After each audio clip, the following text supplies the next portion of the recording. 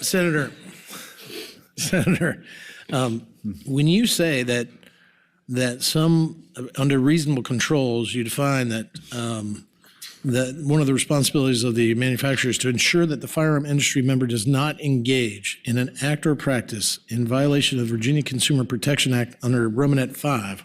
In what instances would you foresee a manufacturer or somebody that falls under this statute not in compliance with the Virginia Consumer Protection Act?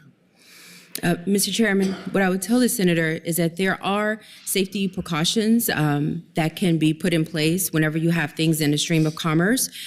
So, for example, when you have automobiles. So after people were dying because there weren't seatbelts in automobiles, the automobile industry started to get sued. And after that, they installed seatbelts, and then the death rate from automobile accidents dropped by 50%. So there are industry standards and practices that can be looked at to determine what other protocols and procedures that can be put in place to ensure that we can mitigate the theft and unlawful use of guns, such as, I gave the example, the fingerprint recognition. And those practices should be implemented, but they're not because gun industry doesn't have to.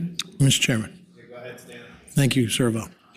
Part of the intent of the Virginia Consumer Products Protection Act is to promote fair and ethical standards of dealings between the suppliers and the consuming public.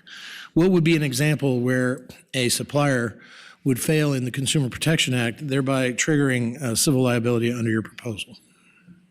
Yes, I think that is a determination by the court. The court would determine that there are other practices that can be put in place to help mitigate the hurt and harm that a lot of guns cause that the gun industry could control.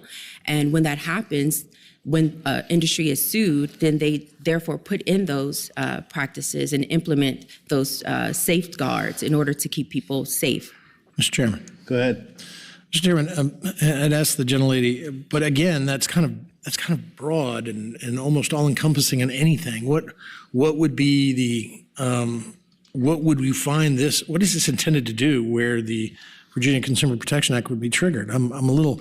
I mean, is it I sold you a gun that didn't have a trigger on it, or didn't have a handle, or you couldn't fire, or are we talking about something more in terms of its misuse by someone who lawfully buys the gun but then misuses it in your mind in hurting somebody? Mr. Chairman, what I would tell the senator is that there are a number of examples, even with the gun industry targeting young children as far as using assault weapons in reckless manner. And then that happens, and a child takes a assault weapon to the school and end up slaughtering a number of young kids and teachers. So we have to hold industries accountable when they act in a way that's negligent, when they act in a way that doesn't follow industry standards. And unfortunately, right now, the gun industry is not being held to any account for any of its practices. And so there are a number of things, like I gave the example for the fingerprint recognition.